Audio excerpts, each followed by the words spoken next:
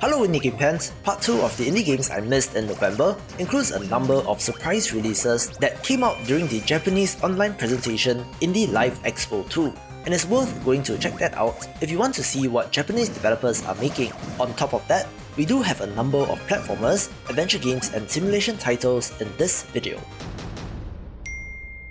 We begin with TOKOYO The Tower of Perpetuity, a Japanese roguelike platformer which I've recently covered and to be honest, was not expecting a 2020 release. However, it did come out in early access and has what I would describe as Japanese pixel art, more akin to something that you would see in Touhou Lunar Nights as compared to Our Boy, but it does still look pretty good.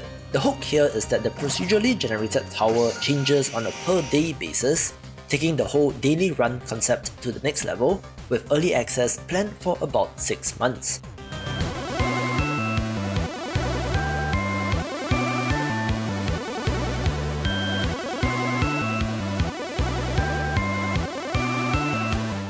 While Lawyer Guy, Defender of Justice may not look like the most impressive graphically, what is shown off in the trailer does look like a very challenging platformer which may be of interest, and hey, this title is free, so why not give it a go?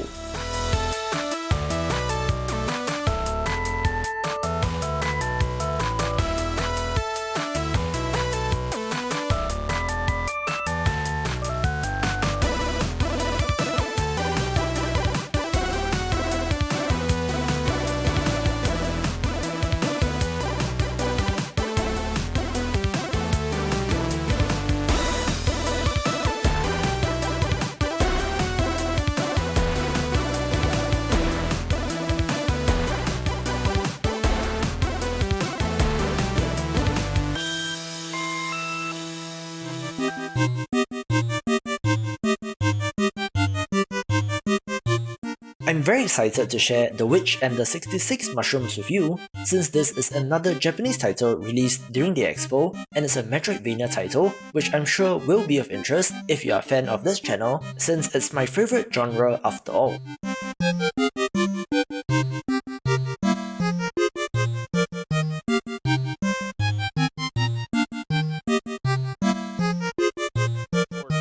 A second. I see it in your eyes, boy. You're the killer.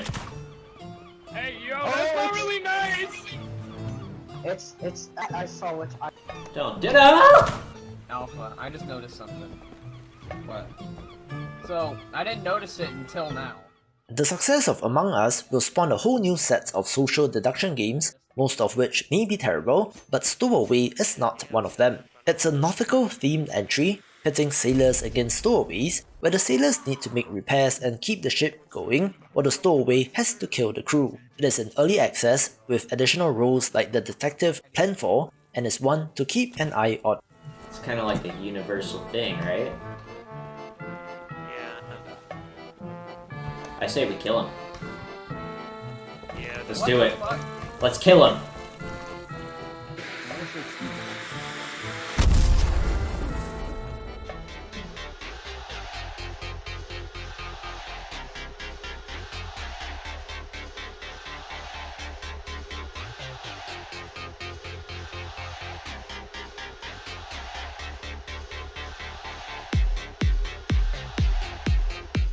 I'm still very amazed at the existence of From the Depths, a sandbox builder which released in 1.0 after being in development for 8 years, since it is essentially giving you all the Lego pieces to build anything that you want.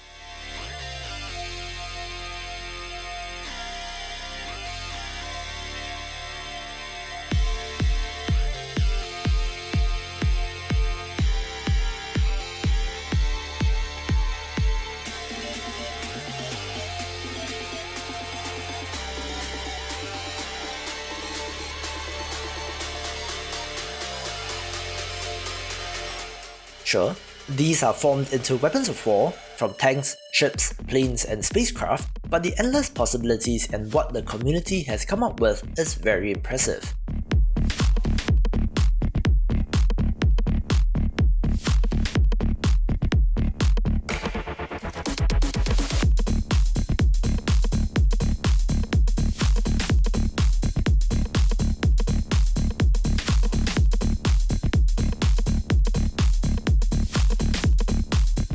If you just love tinkering and building stuff in games, definitely give this a look since it does give you so many parts to play with and is one of the standouts in the genre.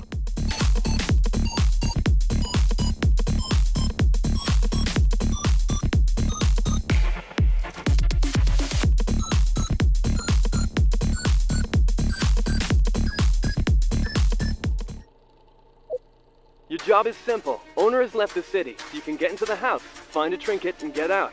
That's it.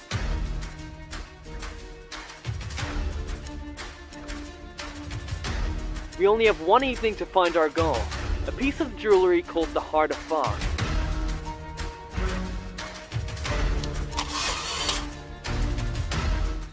House on the Hill is a first-person horror title where you play as a thief trapped in an eerie manor, and perhaps as a cautionary tale, things do get very horrible very quickly. Little bit of an Outlast vibe with the body horror and has been well received.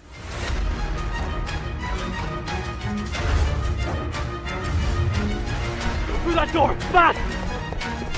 No! Back!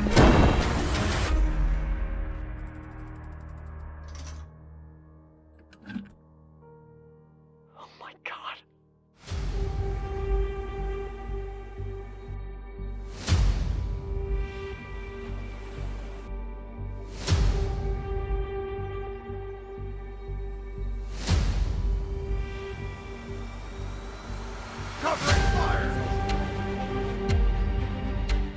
Easy Red 2 is another World War II shooter, but seems to be single player only, which is clever for an indie game as compared to the more usual multiplayer fare.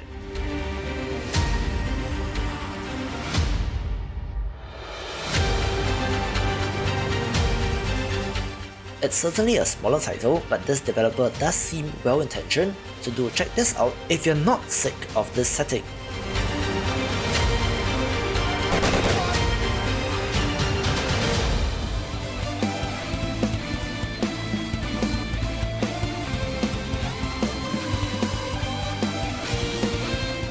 SULVER'S Journey is a pixel art action platformer which I've had my eye on but was not quite sure of the release, but it did come out in early access.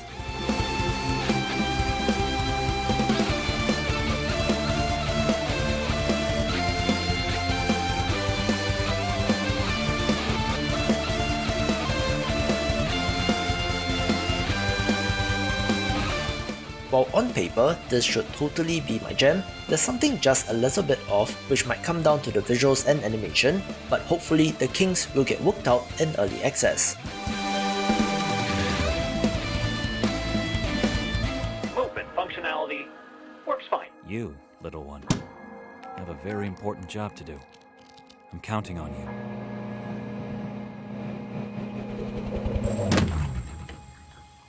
Time transfer complete. Successfully arrived in 1995. Now we have a screwdriver.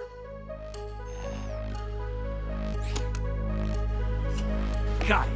I do have an appreciation for puzzle platformers, despite it being one of the most common indie genres, but Time Loader Prologue allows you to play as a miniature robot on wheels and does look very well made. The physics in this look on point, and it promises a story-driven experience, so do give this a try and wishlist the main game if it feels good.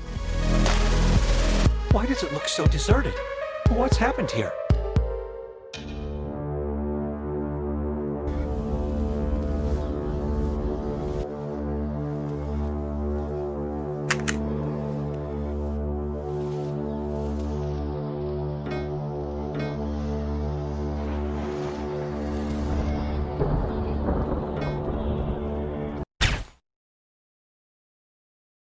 A very interesting adventure game is Agent Klutz, where you play as a bumbling secret agent set in a world of global chaos.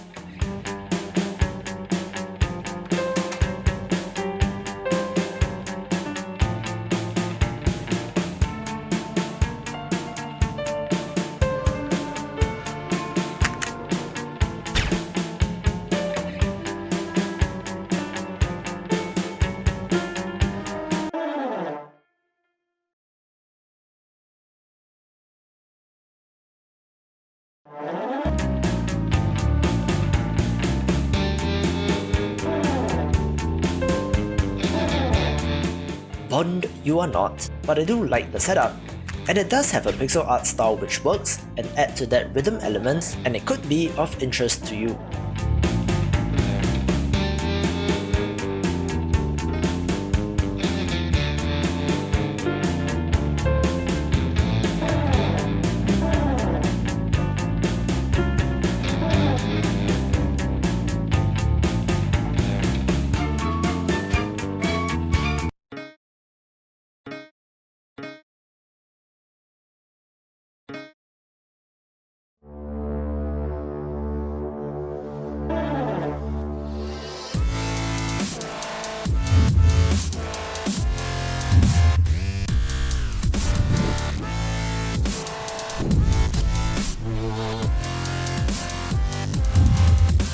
There have been a number of mechanic simulator games over the years, a large number of them made by developer Pyramid Games and publisher Playway, with Rover Mechanic Simulator allowing you to dismantle and learn about Mars rovers.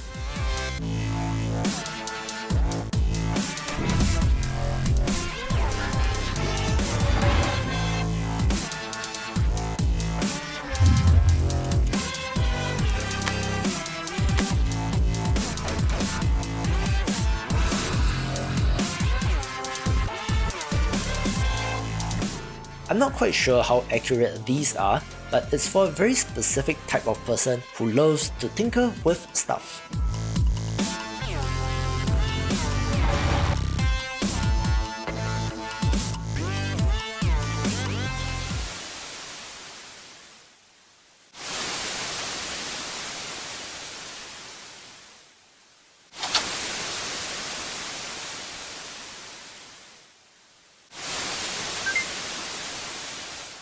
The long-anticipated release of Picontier certainly has my attention, since I do love my farming sims, and the self-styled slow life RPG may be exactly what you need in a very hectic world. You play as a character who awakens from a deep slumber only to find that the island has changed dramatically, with a central plot surrounding a mysterious substance named Piconium and a very strange black fog. There's farming, crafting, fishing, mining, and even combat, with animal husbandry, a relationship system with villagers, so you certainly know what you're in for, but on the whole looks like a very chill life sim entry. You know me, I do love my pixel art titles, and I really appreciate the very clean and simple look here. 1.0 is planned for June 2021, but since I'm a fan of the genre, it takes the #1 spot.